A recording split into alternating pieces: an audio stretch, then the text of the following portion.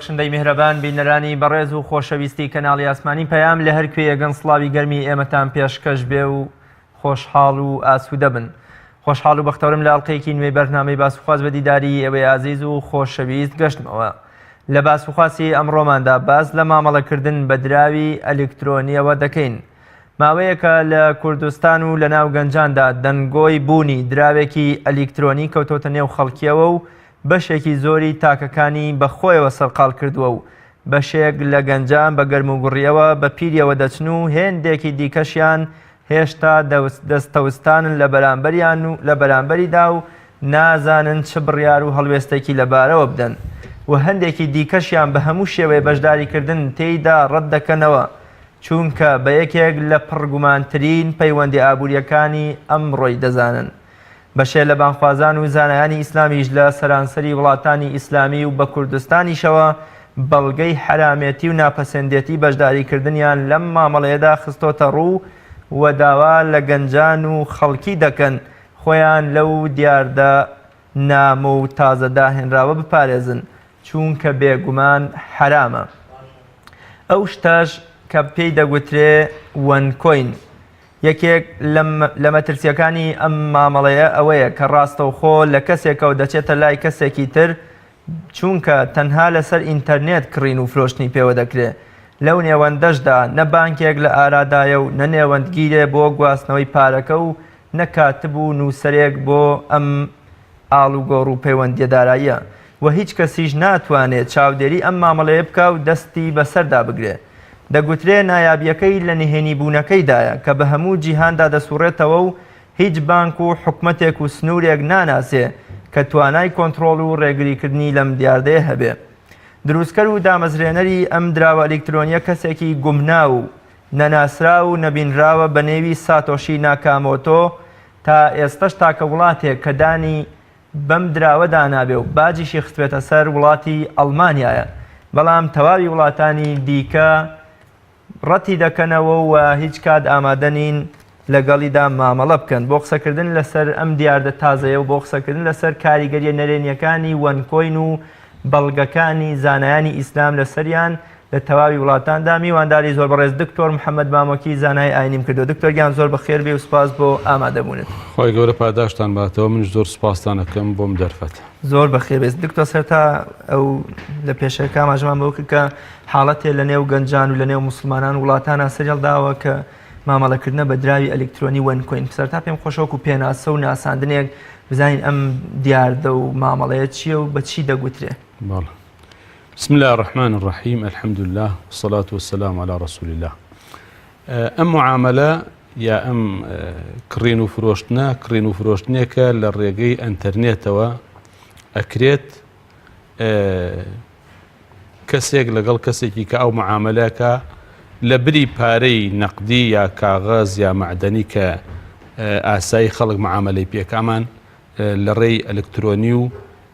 ئەنتەرنێتەوە معاملەکەکەن. معاملەکەش بەمەیە هەر شخصێک کە ئەو معاملەیەکە ئەو لەگەڵ کۆمپانیاکە ئەبێتە ئەندام کە ئەبێتە ئەندام شتێکی پێ ئەفرۆشن ئەو شتە خۆی قیمەتێکی ڕەمزی هەیە بەڵام بە حساب لای ئەوان قیمەتێکی زۆری هەیە بەمەرجێ ئەم بتوانێ کۆمەڵی خەڵکی کە بانکە لەگەڵ خۆیان ئەو معاملە بکەن ئەوانش ببن ئەندام لەو کۆمپانیا و لەو شەریکا کە ئەم جۆرەشتانە ئەفرۆشێ ئەبێ هەر کەسەی بۆ ئەوەی کەواوەکو پارەیەک ئەدا پارەکەی دوایەکە ئەمیش پارەی بۆ بێتەوە قازانچکە بەلای کەمەوە ئەبێ 6 کەس بکاتە بەشدار بوو بکاتە ڕەبت بدا بەخۆی و پەیوەستیان بکا بەخۆی و لە هەر لە تەرەفێکە و لە لای ڕاستەوە 3 کەس لە لای چەپەوە 3 کەس و هەر کەسێکی کەش لەوانەی کە بیانەوێ ئاوە بۆ خوارەوە تا بێ شۆڕە بێتەوە و فراوانترە بێ بەم جۆرە. ئەم معاملە وەکو جەنابیشت لە سەرەتاکە ئاماژت پێکرد لەبەرەوە شتێکە زەمانەتی نییە هیچ بانقێک کەفالەتی ناکە هیچ وەسیلەیەک نییە بۆی کەواتۆ دوایەکە ئەگەر زەرەرت کرد شکاتێک بکەی شوێنێک کەسێک دیار نییە مەسلا تۆ بۆیە زۆر جارە و کۆمپانیانە شتێکی وەهمی بوون شتێکی درۆ بوون شتێکی ناڕاست بوون هەر بۆیەش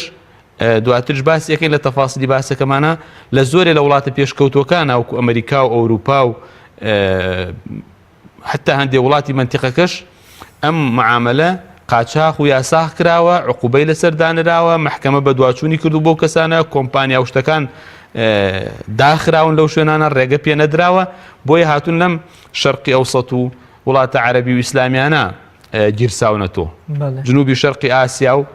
ئەو شوێنانە بۆی ئەمە بەڕاستی معاملەیەکی خراپە پڕمەترسیە وە شتێکی بێبنەمایە یعنی بەڕاستی بەڵێ لەوانەیە کۆمەڵی خەڵکی کەم سوودمەند بوون بەڵام لەسەر حسابی زەرری کۆمەڵی خەڵکی کە لە ئەوە کە خۆیان پێڵێن ئەوانەی کە ئەبنە ئەندام لە کۆمپانیاکە و کەسەکانی کە ئەمان بانکەن و هەر یەکە ئەبێ خەڵکی کە بانکە یعنی بە کورتی بیڵێ ئەبێ کۆمەڵی خەڵک دەستی خەڵکی تر ببڕێ ئەنجا خۆی شتێکی دەستکەوێ ئەوە ئەسڵی حرامەتی لە ئیسلامە معاملە یەکێک لە ئەسڵ معاملەکانەوەی تۆ شتێک بکەی کەواوەکو خەڵکێک پارەیەکەدا لە بەرامبەری هیچە خەڵکێک ئیسفادەیەکە لە بەرامبەری زەرری خەڵکە یعنی وانە ئیسە معاملەکە لە ئیسلامە دروسە بەیعکڕین و فرۆشتنە تۆ پارەیەک ئەدەی لە بەرامبەرە منفعەیە وەرەگری شتێکی مادی مەلموس وەرەگری بەڵام ئەم شتێکەیە شت وەرناگرێت تا ماوەیە و ماوەکەژە بێ خەڵکی تر بێنێ پارە بن لەسەر پارەکانی ئەم بەشێک لە پارەکانە چێ بۆ سەرەوە بەشێکیشی بۆ ئەمە بێ واتە هەمیشە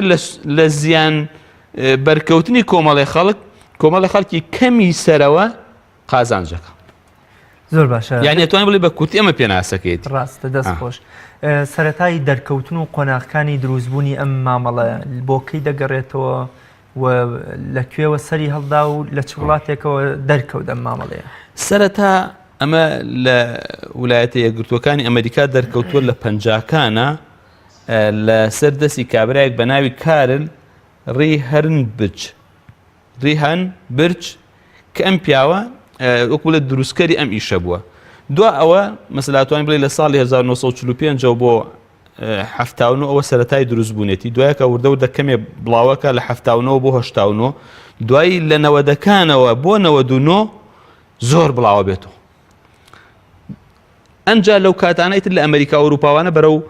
تەسکبوونەوە بەرلێ تەسکبوونەوە ئەبێ یەت بۆ وڵاتانی فلیپین و مالیزیا و وڵاتانیش ئەمەی کە پێوتی خۆر هەڵاتی ناوەڕاست لە 2000ەکانە دێ بۆ وڵاتانە یعنی سیرکە چەند کۆنە مێژوەکەی لە 45 سەرەتاکەی دەست پێ کردووە لە 2000ەکانەوە یعنی دوای 55 ساڵ ئەگاتە وڵاتانی خۆر هەڵاتی ناوەڕاست وڵاتانی عەرەبی و ئیسلامی و ئەگاتە فلیپین و مالیسیا و جنوبی شەرقی ئاسیا ڕاست یعنی بەو شێوە بڵاوە بێتەوە بەڵام دیارە بە وڵاتانە دێ و کوتم لە ئەوروپا و ئەمریکا زۆر دژایەتی ئەکرێ و کۆمپانیەکان داخرێ و ڕێگە بە محکەمە ئەدرێ عقوبات و سزای تند لەسەر ئەو کەسانە ئەو کۆمپانیانە دابنێ ئەم جۆرە معاملەیەکەن کە زەرەر و زیان بە خەڵکە گەیەنە هۆکارەکانی بڵاوبوونەوە و زوو تەشەنەسەندن و پەنابردنی خەڵک بۆ ئەم دراوە بۆچی ئەگەڕێتەوە خۆی ئەم کۆمپانیا هەن ئەگەر ئێمە سەیرە بکەین مەسایسە ئەم ئەنتەرنێتە کە لە هەموو عالەمە بڵاو بوو تەمان هەندێک خزمەتگوزاری ئەنتەرنێت هەیە جگە لەوە کە تۆ بێ مانگانە پارە بە یا کارتێکی نەزم 10,000 20,000 تێکی لە مۆبایلەکەتا ئەو جگە لەوە کە بە بەردەوامی پارە لە خەڵکەبە و یەتە پێشچاوی خەڵک هەندێک خزمەتگوزاری ئەنتەرنێت هەیە بە خۆڕایی نە هیچ بەلای کەم و تۆ مانی 30,000 داوە یعنی کە ئەو مانگ ئەنتەرنێتەکەی تۆ 30,000 پارە ئەڕۆجا بزانن چەند بەشدار بوو هەیە هۆی بڵاوبوونەوە ئەم معاملەیە ئەوەیە ڕێکلامێک و دیعایەکی گەورە هەیە کە خەڵک قازانجێکی زۆر لە مودەیەکی زەمەنی کورتە بەدەستێنێ ئەو شوێنانە کە فەقیری و هەژاری و سەقافە و ڕۆشنبیری نزمە لەو شوێنانە زۆر بڵاو بۆت ئەوە تا لە وڵاتانە کە سەرەتا لێوە دەست پێکردو لەوێ بەری لێ تەسکەکرێتەوە ڕێگەی لێگیرێ بە یاسا و بە قانون محاسبە و محاکمە و داخستنی کۆمپانیەکان یەتە ئاراوە بەڵام لەم وڵاتانی ئەڵێ لەو شوێنەی کەوا زۆر بڵاو بووە لوبنان بوو یعنی لە کاتێکا لەو کۆمپانیا لە مەرحەلەیەکە لە 48 بەشداربووەکانی لە لوبنان نابوو بۆ لوبنان شوێنی شەڕ و ئاژا و فەقیری و لێ قۆمانەوانە بووە دواتر هاتووەتە ئەم عێراقەوە مەرحەلەیەک لە ئێرانە لە وڵاتانی خلیجا یعنی لەو شوێنانە کە خەڵک مەشغوڵەکرێ و فەقیری هەیە ئەم زۆر بڵاوەتەوە ئەو چینەش کە تیا بڵاوەتە کێ چینی گەنجانە قوتابی پۆلی دواناوەندی و زانکۆکان و پەیمانگاکان کەەوە زۆر ئامانج و هیوایەتی گەورە لە بەردەمێتی بە حسابی خۆی کابرای گەڵێ کاکە من بە ساڵێ بوومەتە خاوەنی ئەوەنە دۆلار ئەوەنە دەفتەر ئەمش وازانێ هەمووی بە هیوای ئەوان بیگاتێ ئەڕات و دوایکە وەکو سەراب لەو سەرۆسەری لی چۆ دەرەچی کەواتە دکتۆر نەبوونی هەلی کار و هەژاری هۆکاری سەرەکیە بۆی کە خەڵک پەنا بۆ مەبەرێ بەتەکید ئەوە یەک دوو لە وڵاتانی ئیسلامیە ینی نەبوونی وەشیاری شەرعیش ینی کابرا ئەم شتە کە بزانێ حکومە شەرعەکەی دروست نییە معاملەیەکی حرامە خەڵخۆی لێ پارێزێ بەڕاستی بەس ئەگەر بەلایەوە شەرعی بوو یا ئاسایی بوو یا نەیپرسی یا ڕۆشنبیری شەرعی نەبوو بەڕاستی لەوانەیە و کابرا بڵێ بەتایبەتی هەندێک نیمچە خوێنەواروشتیش هەیە فتوادا ئەوەیە ئەوانە خۆیان خەریکن من تقریبا لەوانەیە بڵێم بگەڕێتەوە بۆ 10 ساڵەمەوە پێشتر ئەم مەوزوعە مەسا هەر زۆر بە خەسوخۆڵی هەبووە لە هەنێ مەرحەلە لە کوردستانە یعنی هەندێک جار کەس بووە هەندێک جار بەهێز بووە ئێستا یەکێکە لەو مەرحەلانە یەکێکە لەو مەرحەلانە کە ئێستا هەژاری زۆر بهین بووە تۆ زۆر بڵاوی کردووە لە هەندێک شار و شارۆچکەی کوردستانە دکتۆر بۆچی لە وڵاتانی ئیسلامی و عەرەبیە وەکو وەزانین وڵاتانی ئەوروپا و ئەمریکا زۆر ڕێزی تاکی خۆیان بۆ ڕێزی داهێنانەکانی کەسی خۆیان ئەگرن بەڵام لەگەڵەوەشدا ئەم دیاردەیان ئەوە بەرتەس کردوەوە کە نیان لە وڵاتی خۆیان گەشە بکە بۆچی لە وڵاتی ئیسلامی و عەرەبی و ڕۆژهەڵاتی ناوەڕاستە کەسێک نییە دڵسۆزانە بەربەم دیاردە ناشری نەبگرێ ئەم خۆی حاکم و کاربەدەستەکانی وڵاتانە خۆیان هۆکار بوون بۆی فەقیری و هەژاری لە وڵاتانە بڵاو بێتەوە یەکێک لە سەبەکان ئەم وڵاتانە کە گەندەڵ و گەندەڵکارن یاسایان نییە لە خزمەتی خەڵکا بێ دادگا و یاساکانە لە خزمەتی خەڵکانیە لە خزمەتی دەسەڵات و سوڵتەکایە ئەوانش حەزەکەن خەڵک بەم شتانەوە سەرقاڵ بێ خەڵک بەم شتانەوە سەرقاڵ بێ لەوانەیە نەیپەرژێتە سەر وەزعی تری سیاسی و قسە لە گەندەڵی وشتی ئەوان بکە لەبەرەوە ینی هەر سوڵتەیە کە خۆی گەندەڵە ناعەدالەتە ستەمەکە ماڵی وڵات و میلەتەکە بە تاڵانە بە مەقسەدی نییە خەڵک چی بەسەر دێ بەڵام بەڕاستی ئەوروپا هەرچەند لە دینە لەگەڵ ئێمە جیاوازن بەڵام بۆ خۆیان دڵسۆزن بۆ خۆیان خەمخۆرن محکەمەکانیان یاساکانیان پەرلەمانەکانیان لە بەرژەوەندی وڵاتەکە و تاکی وڵاتەکە کارەکە بەسدا ئێمە وان نییە ئەگەر لە شوێنێکشا خەڵکی دڵسۆزە بێ حاکمی دڵسۆزە بێ پەرلەمانی کارە هەبێ حکومەت و دەسەڵاتەکە ڕێگەی پێنادەن ئەرقەلە و کۆسپ و تەگەرە و مەشاکیل لە بەردەمیان دروستەکەن ئەگەر زانە هەبێ ڕاستیەکان بۆ خەڵک ڕوون کاتەوە مشکلەی بۆ دروستەکەن لە سەر کار لایە بن وەزیفە و شتێکی نادەنێت کەواکو لە وڵاتە دەنگ و ڕەنگ و کەلیمەی بیسراو بێ لەبەرەوە لە وڵاتانە ئەم وڵاتانە نایانەوێت چاکسازی بکەن ئەم وڵاتانە نایانەوێت ئیسلاحی ڕاستەقینە بکەن ئەم وڵاتانە نایانەوێت خەڵکەکانیان سەربەرزانە و مکەڕەمانە و بەڕێز و حرمەتەوە ژیان بەسەر بەرن ئەوەیانەوێ چی لە بەرژەوەندی و قازانجی دەسەڵات و کورسەکەی ئەوانە ئیتر لە خوارەوە چی بەسەردێ گرنگ نییە بەلایەنەوە دکتۆر کوردستان لەکوێی ئەم وڵاتانایە کە باوەشیان بۆ ئەم دیاردەیە کردێتەوە ئەوانەی کە جەنابەت بە دوواداچوونت کردبێ یعنی کوردستان و ئەم وڵاتانەی وەکوڵێ شەرقی ئەوسەد بە شێوەیەکی گشتی لە وڵاتان کە لە بەردەمی ئەم پشتانە و هەر دیاردێکی خراپە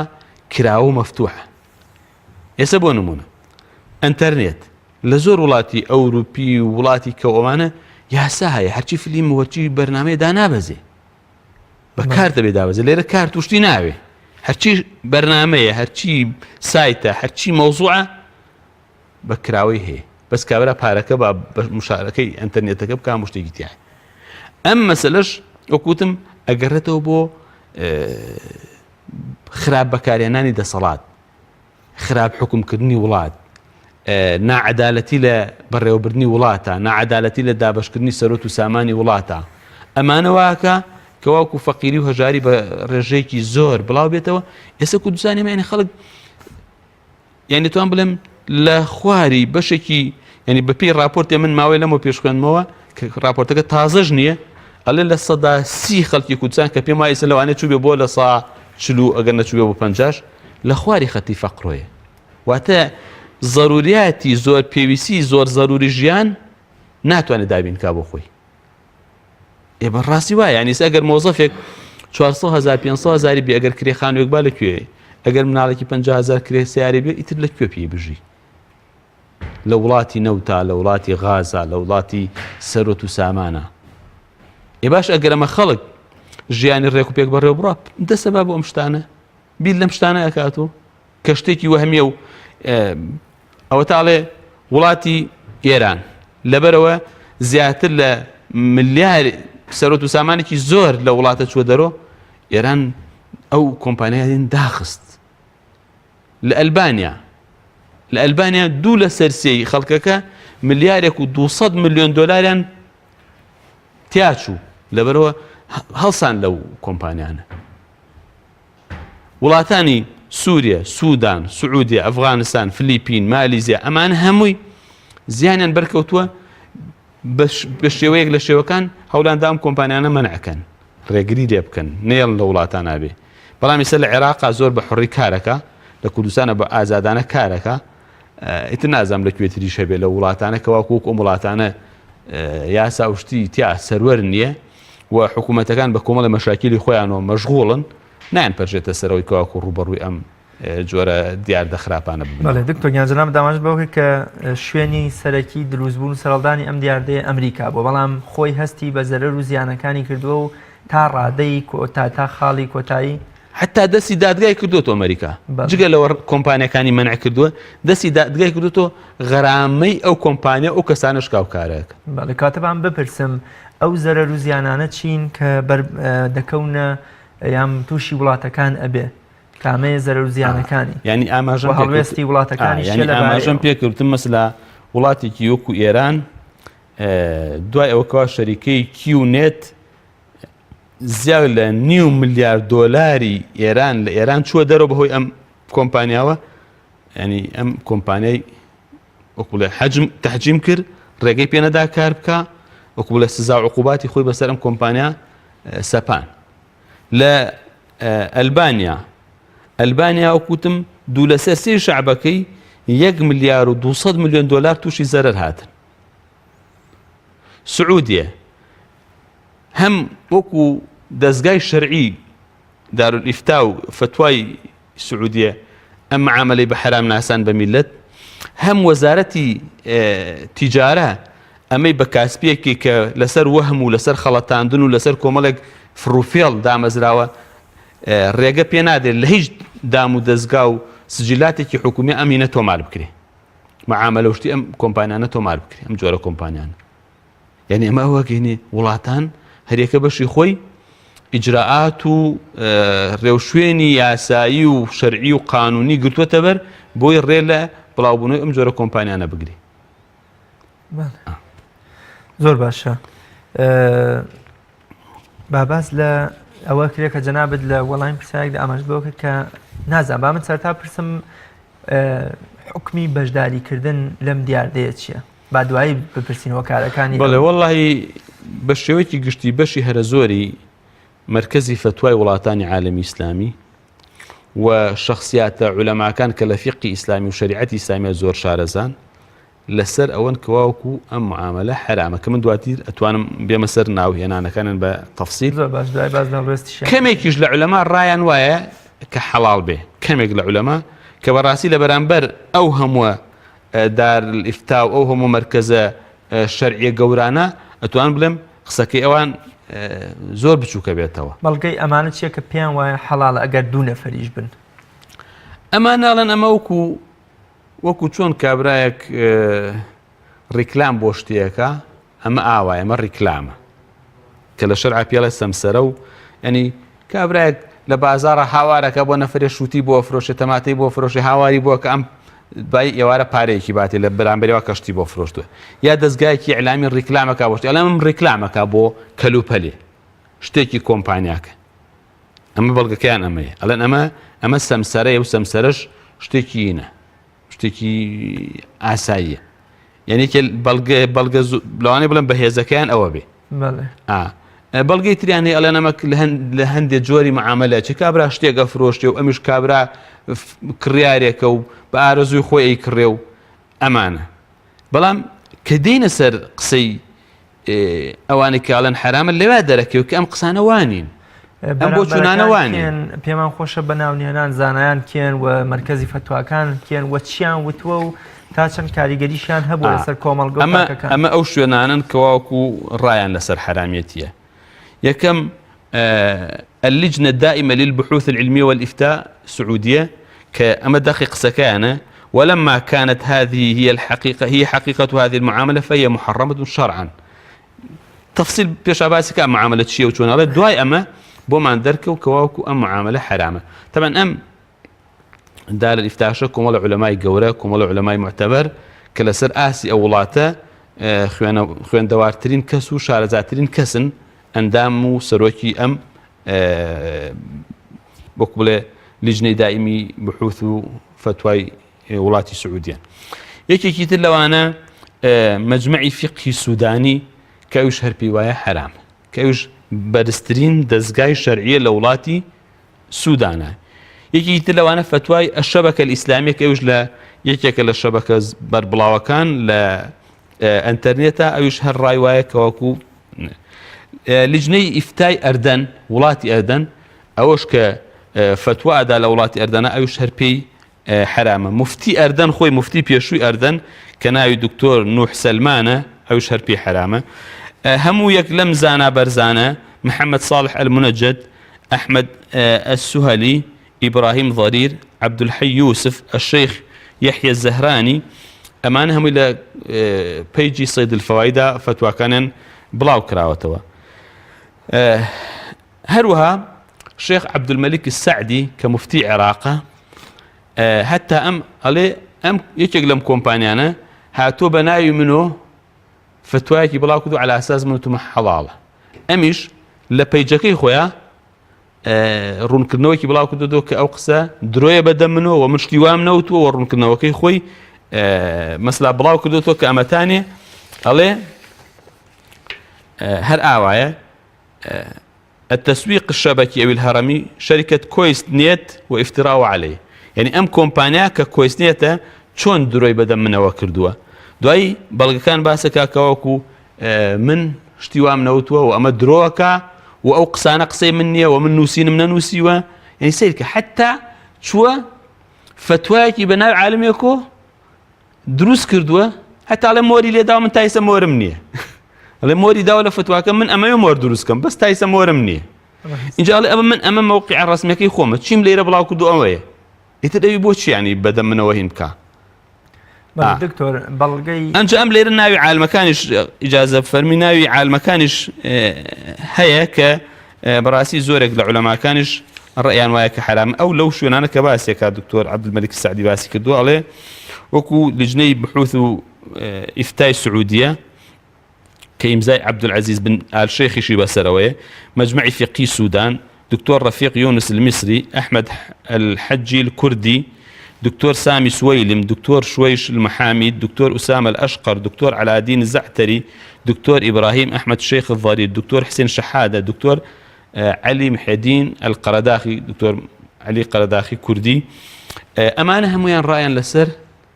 حراميتي أمهي بلغي أمانة شيء بو حراميتي ناقصندي أم دياردي بلغي كان چند شتيك لو أنا يكن بلغيان ألن أم معاملة جورك للسو سو خوادن چونکە پارە بە پارەیە هەر دوو جۆرەکەی سو ئێمە دوو جۆر سومان هەیە سویەکە یعنی پارێک بە پارەیەک گۆرتۆ بە زیادە ینی هەمان پارە بە هەمان پارە ئاڵتون بە ئاڵتونێکیان زیاتر بێ ئەمە سووە ئەڵێ ئەمە ئەم وایە پارە بە پارەی و زیاتر وەرەگرێتەوە. جۆری دووەمی سو ئەوەیە پارەکە زیادەکەی لە بەرامبەری دواکەوتنایە تۆ پارێک قەرزەکەی لە یەکێ قەرزەکە تاتۆ بە زیاوە بەڵام دوای مانگە دوای ساڵێ ئەمەڵێ هەردوو جۆرەکەی سویتیایە هەم دواشەکەوێ هەم زیادەشی لەسەرە لەبەرەوە سوی ڕیبای فەضڵ و ڕیبای نەسی ئەشیتیایە. ئەمە یەک. دوو ئەم جۆرە معاملە جۆرێکە لە خەڵەتاندن جۆرێکە لە خەڵتان کابرا گەنجەکە وا دێتە پێشۆکەوە وەکو پارەیەکی زۆر لە زەمانێکی کەما بە حەڵالێتە بەدەست بەڵام دوای وانیە ئەوتە ئەوەی کە باسمە ئێران خەڵک ئیفلاسەکە ئەلبانیا دوو لە سەرسی خەڵکەکە تووشی زەرەر و زیانە بێ بە ملیارەها دۆلار ئەڕوا ئەم کۆمپانیا نازانی سەرەت و سامانەکان چەندین ملیارە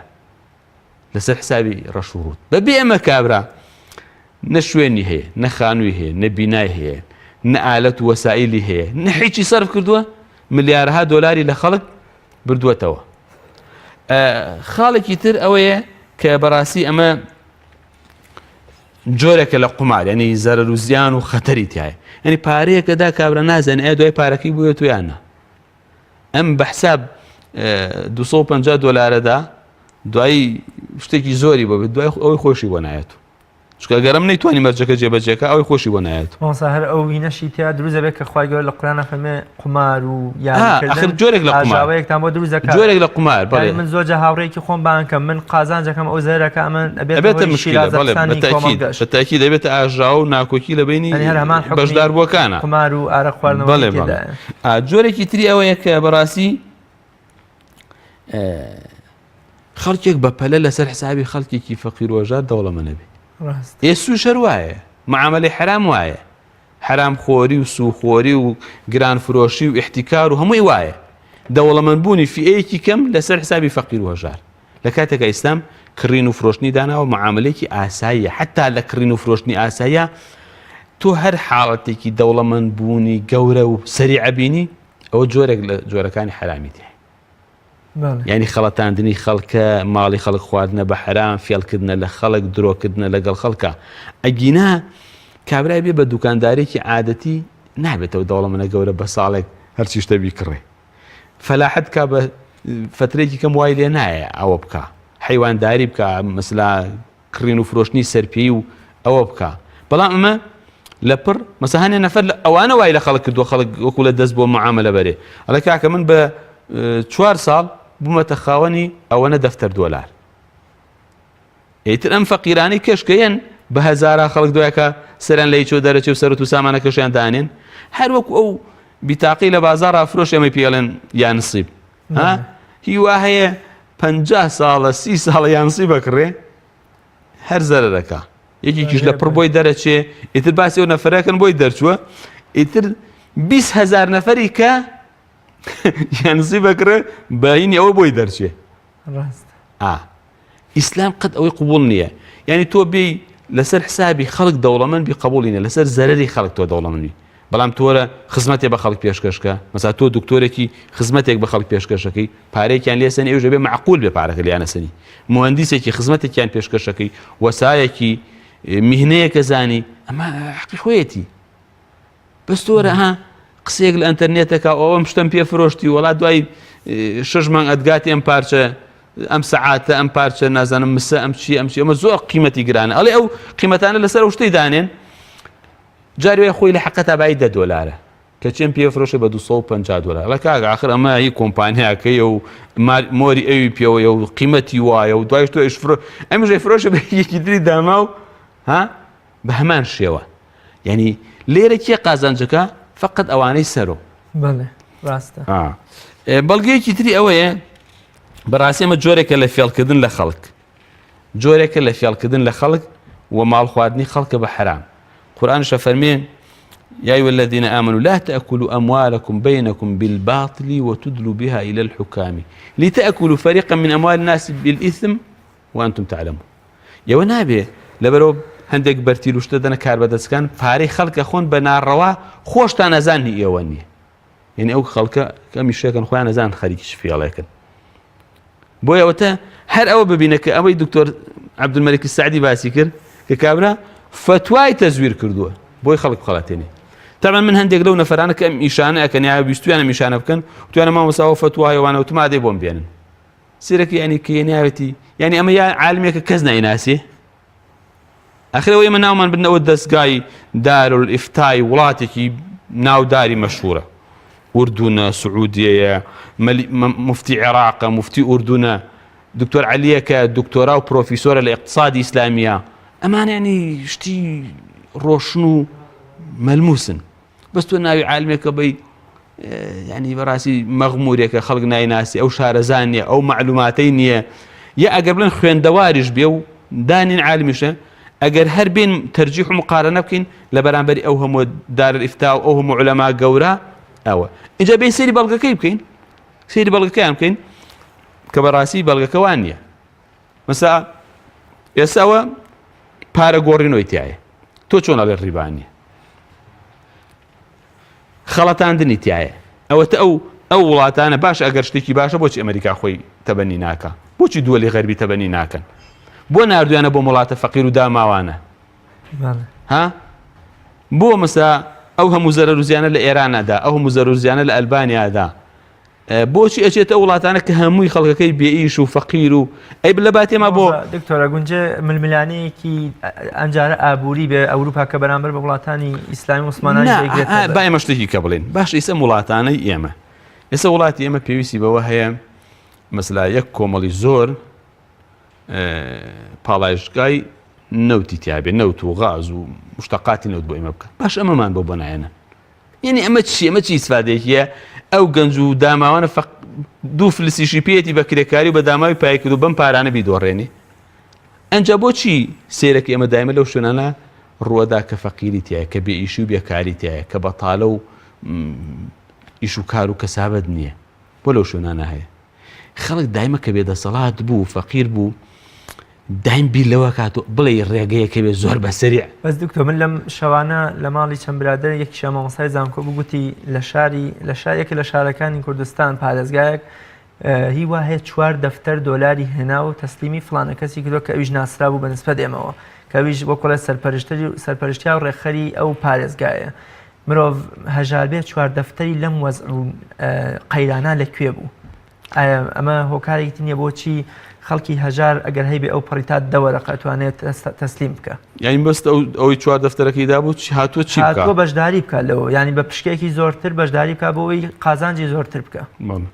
وڵی لەم کوردستانە زۆر کەس تووشی ئیفلاس بوون 10 دەفتەر و 50 دەفتەر و 100 دەفتەر و زیاتریشان دۆڕان ئەو فێڵە کە خەڵک وایە وڵی من جارێکیان لە پیاوێکی زۆر دەوڵەمەندم پرسی کە دەوڵەمەندێک بۆ لەم وڵاتی کوردستانە و ئێستا تەمەنێکی هەیە وتم مام حاجی تۆ تووشی زەرەر هاتووی لە تەمەنتا زەرەر ئیفلاسکە یا سەرۆتەکە و نیمەی بڕوا یا هەمووی بڕوا وتی نەخێر وتم ئەی معاملەی حرامە کردووە لە ژیانی خۆتا پێ بزانی وتی پێ بزان دیناری حرام نهاتوتە ماڵم یەک جار تۆزێک پارەی کابرای هاتۆ بەلامە ئەندێ تووتنم لێ کڕ تووتنەکەی خراپ بووە ئەوسا تووتن هەبوو فەردە تووتن چەند کیلۆیەک تووتنەکە خراپ بوو پارەی ئەوم نەدابووی دوایوتم ئەوم لێ بڕیوی ڕازی دوتی ناوتی پارەی ئەوەشم دایە ئیتر پارەی حرام لە پارەی منانی ئەو پیاوە 60 ساڵ کەسابەتی کردووە تووش ئیفلاس نهاتوە چونکە ماڵەکەی حرامی تێکەڵ نەبوو قسەیەکی جوانی ئیمامی شافعی هەیە حەزەکەم لێرە بیگەڕمەوە ئەڵێ پیاوێ هاتە لای تی قوربان من کرێکەم 5 درهەمە بەس هەرچێکم بەشم ناکە قەرزارە بم دەری ناهێنێ وتی بڕۆ بۆ بە خاوەن ئیشەکە بڵێ بۆ بکە بە 4 درهەم ئەلە چوم تەبەن خێزام زۆر ناڕازی بوو بۆ بکە بە 4 درهەم تۆ زێوەزعمان باش بوو بەس هەر قەرزارە بووی چوومە بۆ لای ئیمامی شافعی فەرمی بڵێ با بۆ بکە بە 3 درهەم چوومە بۆ لای خاوەن کارەکەوتم کرێکم بۆ بکە بە 3 درهەم تەمانەوەش پێ خۆش بوو بۆی کردمە 3 درهەم سێرەکەم بە ڕێکوپێکی بەشمانەکە و جارجار شتێکیشمان لێمێنێتەوە ئەخیر جار چوومە بۆ خزمەتی ئیمامی شافعی وتم باشە قوربان مامۆسا ئەمە عیلەتەکەی چیە ئەمە سەر و نهێنیەکەی چییە من 5 درهەم بەشم ناکای 3 درهەم بەشمەکە فەرمی کوڕم ئەو 5 درهەمە تۆ بای 3 درهەم ئیشتە کرد 2 درهەمی حرام بوو حەقی تۆ نەبوو حرامەکە تێکەڵی حەڵاڵەکە بوو بۆ حەڵاڵەکەشی لەناو بردبوو بەڵام ئەو 3 درهەمەی سە حەقی خۆتە حەڵاڵە خوا بەرەکەتی تێخستۆ بەشتەکە حرامیشی تێکەڵ نیە لەناو بچی ئەوە ئاوایە زۆر کەس دەمانە تووشی ئەمانە دێ بەڵام ئیتر یعنی بەڕاستی هی وایە هەر سەیری ئەم 4 ڕۆژەکە کە تۆزێکی دەستکە دوای سێر ناکخوا تووشی نەخۆشیەکە خوا تووشی بەڵایەکە سیارەکەی وەرەگەڕێ مناڵەکەی تووشی وەزی خراپە بێ حرام مەشاکیلی زۆری بەدواوەیە بیستمانە لە دەمی بەشێ لە بەشداربووان کە ئەگوترێ خوای گەورە ئەوەی کە حرام بێ لە قورئان و لە فەرمودەی پێغەمبەری خوادا بەیانی کردووە بەڵام لەم سەردەما کۆمەڵێ شت هەن قورئان و فەرمودە حرامیان نەکو وەکو جگەرە وەکو تلیا وەکو حەشیش وەکو کۆمەڵشتی دیکە بەڵام زانایان قاعیدەیان بۆ داناوە قاعیدەی شەرعی بۆ حرامەتی ئەم جۆرە دیاردەی ئایا هەمان لە قورئانی پیرۆزدا بەڵێ من قاعدەکان باس کردوتمەوە ئەوە سوویەکێکە لەو شتانە باس کراوە ئەوە بەیعی غەرارە غەرار لە حەدیسی پێغەمبەر هاتووە ئەو ماڵی خەڵک بە ناڕەوا خواردنەوە لە ئاەتی قورئان هاتووە بەڵام ئەگەر ئەو قسە بڵێن واش بێ وانەیڵێن یعنی بەڕاستی قورئان هاتووە کتێبێکی دیاری کراوە و کۆمەڵی سوورەت و ئاەتی دیاری کراوە بۆ پێغەمبەرێک هاتووە صلی الله عليه وسلم تا کۆتایی ژیان پێغەمبەری ئومەتە و ڕووداوەکانیش تا کۆتایی ژیان تەواو نابن هەندێک ڕوودا و ڕوئەدا کە لە سەردەمی پێغەمبەر یان لە سەردەمی ئێمە چەندین ڕوودا و ڕوویدا و لە سەردەمی پێغەمبەران نەبوو ئەی تا قیامەتیش چەند شتی کە ڕوئەدا کە لە سەردەمی ئەوانە لەبەرەوە قورئان هاتۆ بنەمای گشتی داناوە هەندێک بنەمای دان مەسالە ڕیبا هەر شتێ بچێت ئەو چوارچێوە پێوتێ ڕیبا هەر شتێ بچێتە شێوەکەی کە پێوتێ بەیعی غەرەر یعنی خەڵەتاندن یعنی ماڵی خەڵک بە ناڕەوا خواردن لەبەرەوە هەر جۆرە معاملەیە چووە ژێر قاعیدە و بنەمایەکەوە حکمی ئەوە وەرەگرێ ئەوە ئێمە لە عیبادەت تا شتەکانمان چەند شتێکی دیاری کراون نوێژ و ڕۆژ و حەج و زەکات و قورئان خوێندن و کۆمەڵە بابەتی دیاری کراوە ئەوە هەمووی ئایەت و حەدیسی لەسەر حتا لە نوێژە تەفاسیلەکەی چۆن نەکرێت دەستنوێژ تەفاسیلەکەی زەکات لە چەند ماڵە درێت چەند ئەدرێت چۆن ئەدرێت تەفاسیلەکەی هەمووی هەیە چونکە کۆمەڵشتی دیاریکرا و زۆر نییە و بە مروری زەمەنیش ناگۆڕێ حیوان هەرەمێنێت تا قیامەت پارە هەرەمێنێت تا قیامەت حەج هەر ئەمێنێ نوێژ هەر ئەمێنێ ئەمانە ناگۆڕە شایەتومان هەر شایەتومانە بەڵام کاروباری ژیانی دنیای خەڵک هەمیشە لە ئاڵوگۆڕ و لە زیا و شتی تازە بێتە کاراوە بێتە ئاراوە بۆیە ئیسلام هەندێک بنەمای داناوە لە ژێر ئەو بنەمانە گیانە بێتەوە و حکمەکەش لێ وەرەگێ و ئیجتیهادی عولەماش کە لەن فلانە کەس مجتەهیدە ئەوەیە کە بتوانێت لە زەوی ئەو ئایەتەوە ئەو حەدیسەوە حکمی ئەم شتە تازە بدۆزێتەوە. بەڵێ دکتۆر یەکی لە مەرجەکانی مامەڵەی شەرعی لە ئیسلامدا ئەوەیە کە کڕیار و فرۆشیار یا وەکیلیان ئامادە و دیار بن یا کردرا و فرۆشراویش ئامادە بێت لەم مامەڵەیەدا نە فرۆشیار دیارە نە مادە و کاڵاکەشی دیارە وە کۆڵێ ئێمە شتێکی معنەوی ئەکرین ئەمە ژێکێکی دیکە نیە لە بەڵێ بە تاکید ینی بە تایبەتی کە پارە بە پارە بێ پێغەمبەر لە باسی پارە بە پارەما فەرمێ یەدەن بێت مثلا بمثل یەدەن بێت ئەبێ ئەو پارە کە لە یەکە چن ئەو ماڵە کە ڕیبەوی بێ بە ئەندازە یەک بن دەسا و دەستیش لەویا بدرێ بە یەکتر ئەو بیا بە ئەو بیا بە ئەمە کابرا لە ئەنتەرنێتەوە قسەیەکە تۆ نازانێ هەر لە چ وڵاتێکیشە باشە ئەنجا جاری وایە پارچەی ئاڵتون تەداتی ئەو پارچە ئاڵتونە نابێ قیمەتەکەی دواکەوێ ئێتۆ دوای تۆ پارەکە و ناردووە ئەو دوای مانیەک 45 شەو ئەگاتە دەست ئەگەر بەری دووشتەکەش مەزبوط بێ ها لەبەرەوە ئەمانە ینی بەڕاستی هەرچی بنەمای بەیعی شەرعی هەیە تیایان نییە بەس یعنی هەندێک خەڵک کە ئەیانەوێ بیگونجێن هەر بە زۆر ئەوێ بیگونجێنێ یعنی ئیشێکیان پێێتی دەستکەوتیان هەیە و لەوانەیە ئەو قسەی جەنابێ شدوتت ئەمە وەسیلەیەک بێ بۆ تەدمیرکردنی ئەو وڵات و شوێنانە بۆ هەرەسێنان بە اقتصادی ئەو وڵاتانە بۆ ڕووخاندنی گەنج و لاوەکانی ئەو شوێن و وڵاتانە بە خەڵک فێری تلیاک و عەرەق و حەشیشە بکرێ فێری ئەم جۆرە معاملێ ئەی باشە بۆ گەنجنەیە ئیش بکە شتێ بکە سوودی هەبێ بۆ وڵاتەکەی کشت و کاڵێ بکە داهێنانێک بکە پیشەسازیەک بکە خوێندنێ بخوێنێکەوە سبێنێ بەرهەمێکی چاکی بۆ وڵاتەکەی هەبێ خزمەتی وڵاتەکەی پێ بکە یعنی ئەمانە چین کۆمەڵشتی ینی وەهمی و درۆ و خەڵەتێنەر و فریودان ئەوە لە هەر وڵاتێکە زۆر چۆتە پێشۆ خەڵکەی ماڵکاول کردو قوڕی کردو بەسەر خەڵکەکە ڕاستە ئینکاری ناکرێت جا خۆ سوژ وایە سوژە کۆمەڵ دەوڵەمەنی ساختەچی ئەبنە سەرمایەدار لەسەر حسابی فەقیر و ژار ڕاست خۆیسە جوولەکە زۆرێ لە بانق و سەرۆت و سامانەکانی دنیایان بە سوو کۆ کردوتۆ دەستیان کردۆ بەسەر پارەی دنیا لەسەر حسابی میلەت و وڵاتەکان ڕاست معنای وایە کەمادەما دەوڵەمەند بوونی تر سوپە شتێکی باشە وحل الله البيع وحرم الربا قرآن فەرمی تەواو بەیع و کڕین و فرۆشتن حەڵاڵە بەڵام سوو حرامە خۆ سوو کۆمەڵێکی کەم ئیسفادەی لێکە تۆ بێ بەو ئیسفادە بڵێ وەڵای تر مادەم ئیسفادەی هەیە دائیمە لە مەعامەلە ئیسلام عەدالەت ڕەچاوەکە هەر شتێک خەڵەتاندن فێڵ درۆ حتا لە بە شێوەیەکی گشتی ئەگەر سەیری مەعامەلە بکەی لە ئیسلامە ئیسلام لای جەماوەر و فەقیر و هەژار و ئەوە ئەگری کابرا ئیحتیکارەکە شتە شارێتەوە بۆی گران فرۆشی بکە بە ئەمر ئەبێ ماڵەکەی بێنی و پێی بفرۆشی بە سعری ڕۆژ کابرا سووەکە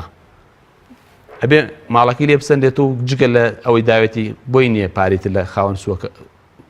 قەرزارەکە بسەنی کابرا گران فرۆشیەکە ئەمری پێکەی بێ بە سعری ڕۆژ بیفرۆشی هەر جۆرە فێڵێکەیە کەواکو کۆمەڵە شخصی کەم لە میلەتیەکەن ئیسلام ڕێگە پێ نادە. دکتۆر کۆتا پرسیارم پەیام و ڕێنمایی و ئامۆژگاری ئێوە بۆ گەنجان بۆ بەشدار بووان بۆ ئەوانەی کە بەشداریان کردەوە و ئەیانەوەی بەشداری بکەن چییە چۆن ئێوە بە بەڵگەی شەرعی بەربەم دیاردە نامۆیە ئەگرن وڵی من ئەڵێم ئەمە ئەو خوشکوبرایانەی کەواوەکو بەشداریان لەم شتانە نەکرد و ئاگادار بن نەچنە ئەو معاملە و حرامە وەوانش کە تێی چوون تەوبە بکەن و لێی پەشیمان بە و لێی بگەڕێنەوە چونکە ئینسان لەو کاتەوە زانی شتێک حرامە لەو کاتەوە مکەلەفێنی ئەگەر نەیزانی بێەوە معذورە بەڵام کە زانی ئیتر دوا ئەوە معذور نییە وەر کەسێکیش تەفاسیلی وز دەوانێت ئێمە لەم بەرنامە نەتوانین هەرچی شتە باسی بکەین کاتەکەمان دیاریکرا ئەو مۆزوعش مۆزوعێکی بەربڵاو و فراوانە من تەفاسیلی زیاترم لایە شتی زیاتر لە مۆزوعەکە لام هەیە هەر خوشکی هەر برای ئیشکالی لەسەرەمە هەبوو من نەتوانم تەفاسیلی زیاتری پێ بڵێم و هەر بەڵگە و حجە و شتێکی پێ بوو کە ئەوە وایە ئەتوانین بێ مناقەشەی بکەین چ بە تەلەفۆن بێت خۆی تەشریف بێنێ من ئامادەم مناقەشەی بکەین بۆی خەڵک لە بری ئەمە شتێکی بەسوود بۆ خۆی و بۆ وڵات و بۆ نیشتیمان و بۆ گەلەکەی بکا بەڕاستی یعنی گەنجی وە هەیە داهێنانێکی سەیرەکە گەنجی وە هەیە قەیرانێک چارەسەرەکە گەنجی وە هەیە پرۆژێکی اقتصادی گەورە ئەکاتۆ یعنی من لە شوێنێکا خوێن وڵێ پیاوێک هەندێک سەرۆت و سامانی هەبوو دەوڵەمەند و بانقەکان بەسوونە بێ پاریان نادا بە فەلاح و فەقیر وەژارەکان فەلاحەکانەکی سەرۆت و سامانن بووە لە بژاردننی سووەکە تەواوە بوو دایمە تیجارەت و عەفو و فرۆشتنی کاڵاکانیان بە سەلەم بوو هەر فرای ئەوە کەوتنەوە سوو ببژێرن ئەم پیاوە هات پرۆژێکی کرد و هەندێک پارەی پێ بوو دای بە هەندێک فەلاح بەبێ سوو ئەوانش بەرهەمەکان هێنا ناوە دوایکە بوو بە شەریک لەگەڵیانە دوای وردەوە پارەکەی زۆر بوو هات بانقێکی بچووکی کردو وردە کە زانیان ئیشەکە ئەم ناجیحە بانقەکانش هاوکاریان کرد وای لێ هات ئەڵێ لە وڵاتی بەنگلادێشە ئەم پرۆژەی ئەم پیاوە ئەم مامۆسا ئەم شارەزا لە اقتصادا بوو ئەوەی کەوا فەلاحەکانی ئەو وڵاتەی استفادەی لێ بکەن دوای 3-4 وڵات 5-6 وڵاتی دەوروبەریشی هاتن ئەم بیرۆکە و فیکرەی ئەمیان ئیسفادە لێ کرد و بۆی خەڵک فەلاحەکان بەروبوومیان بۆ خۆیان بێ بۆ هەر بانق و دەوڵەمەند و سەرمایەدارەکان بێنن فەقیر وەژار بچەوسێنەوە بەرهەمەکانن هەرزان لێ بکڕن لە ژێر سوو ڕیبا و زیادەخۆریا ئەو خەڵکە هەمووی داڕزێ با خەڵک بێ شتێکی وا بکە با بێ مثلا گاودارێکی گەورە بکات و 1000 کەس ئیش بکەن تایە حیواندارێک بکات و 500 کەس ئیش بکاتایە معمەلێ بکات و 200 کەس ئیش بکاتایە بەرهەمێکی کشت و کاڵی ئەم وڵاتە ساکات و فەلاحەکان سەرۆت و سامانیان بێتە دەست ها خەڵک بێ ئەمانە بکە ئەمە کەی ئیشە خەریکی دکتۆر گیان زۆر سپاس دەکەم و خوای گەورە پاداشتی بخێردا ئەمێنیش وایە شتێکمان وت بێ کە جێگرت بێ پاداشتان باتەوە زۆر سپاسانە بینەرانی بەڕێز و خۆشەویست سپاس بۆ ئێوەی ئازیزیش کە بینەرمان بوون تا بە یەگەشتنەوەی تر بەخوای گەورەتان ئەسپێرم خواتان لەگەڵ